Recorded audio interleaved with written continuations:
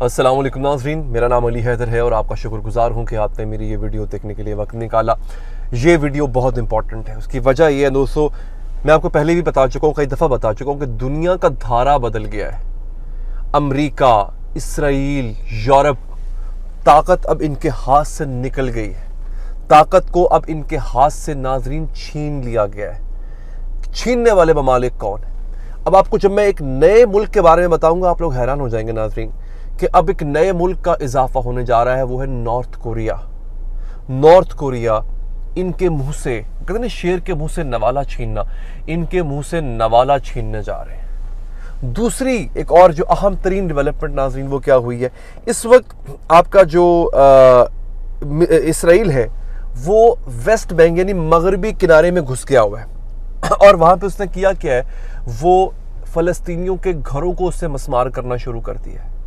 یعنی اس نے خود بتا دیا ہے اسرائیل نے کہ اس کا مقصد حماس کا خاتمہ نہیں تھا، جس کو وہ دہشت گرد تنظیم کہتا ہے۔ اس کا مقصد بیسیکلی فلسطینیوں کا خاتمہ تھا۔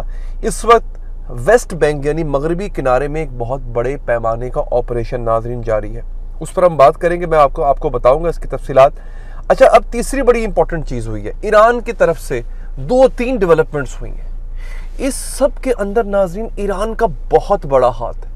ہم ایران کو فراموش نہیں کر سکتے۔ ایران ہی ہے بیسیکلی، حماس کے پیچھے ایران ہے، لبنان حزب اللہ کے پیچھے ایران ہے، یمنیوں کے پیچھے ایران ہے، اور اب تو خود براہ راست اس کا حصہ بن گیا ناظرین۔ یہ بہت امپورٹنٹ ہے۔ پریزیڈنٹ آف ایران کا بیان ہے، بڑا انٹرسٹنگ بیان ہے، آپ سنیں گے آپ کو لطف آئے گا۔ کہتے ہیں کہ in some cases negotiations can work, یعنی کچھ معاملات میں مذاکرات کام کر جاتے ہیں۔ اگلا جملہ سنیے گا، in others missiles are the solution. کچھ معاملات میں مذاکرات کام کر جاتے ہیں، لیکن دیگر معاملات میں ان کا جو حل ہے وہ میزائل ہے۔ بیسیکلی صاف طور پہ اشارہ ہے اسرائیل کو کہ ہم آپ کو ہر طرح سے پھینٹی لگانے کے لیے تیار ہیں۔ ساتھ میں انہوں نے ایک اور بات کر دی، وہ ایران کے فورن منسٹر نے یہ بات کی ہے، بہت امپورٹنٹ۔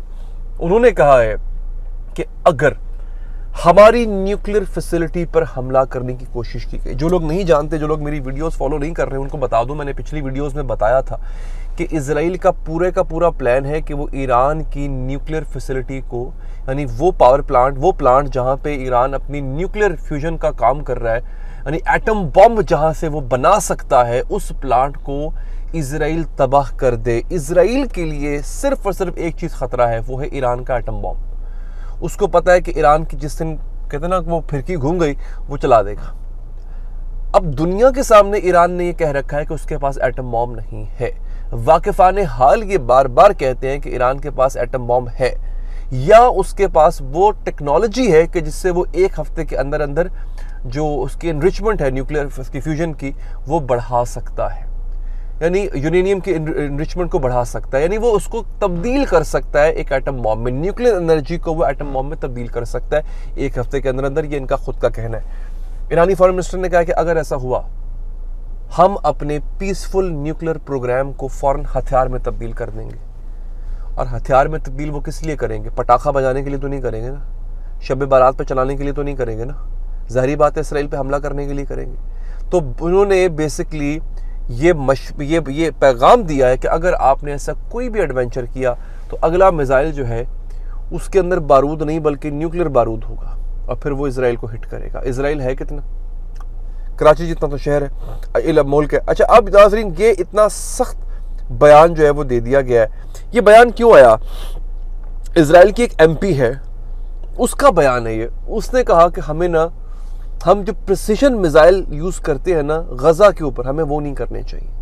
پریسیشن میزائل سے مراد یہ ہے بیسیکلی کہ ہمیں وہ میزائل استعمال کرنے چاہیے جو کارپٹ بامبنگ کرے، ایک ہی دفعہ بامبنگ کر کے اڑا دیں، سب کچھ اڑا دیں۔ وہ ایسے میزائلوں کا ہمیں استعمال کرنا چاہیے۔ یہ مشورہ کون دے رہا ہے؟ یہ اسرائیل کی ایم پی دے رہی ہے۔ آپ سوچیں کہ ان لوگوں کی جو سفاکیت ہے، ان لوگوں کے سینے میں دل نہیں ہے، یہ اتنے ظالم لوگ ہیں ناظرین، ان کے اندر اتنا ظلم ہے۔ یہ کہتے ہیں بچے بڑے جو بھی ہو سب کو صفحہ ہستی سے ناظرین مٹا دیا جائے۔ اس وقت یہ صورتحال ہے۔ اچھا، دوسری جانب کیا ہوا؟ دیکھیں، مسلمان ملکوں سے بڑا شکوہ ہے، اصل میں تو شکوہ ہے ہی مسلمان ملکوں سے۔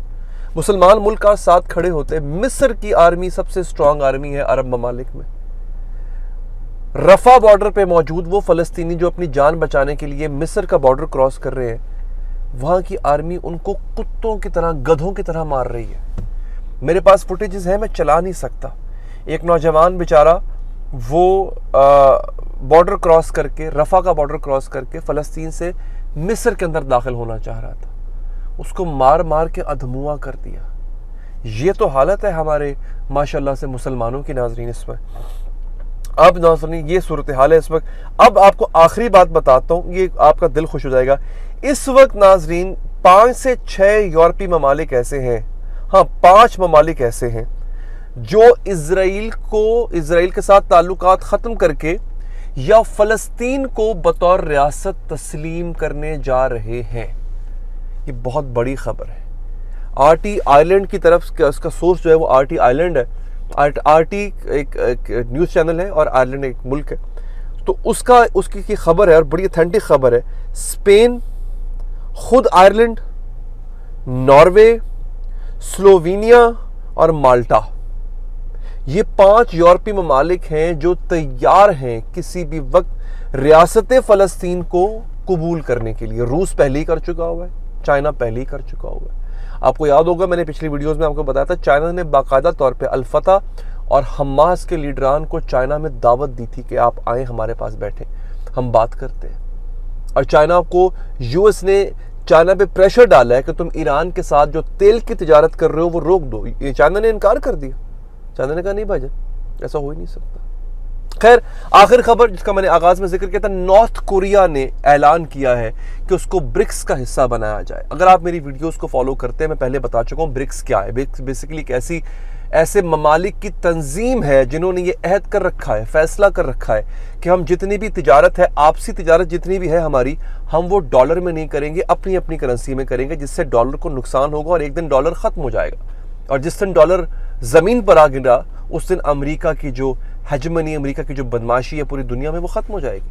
آپ خالی اسلحے کے زور پہ بدماشی نہیں کر سکتے۔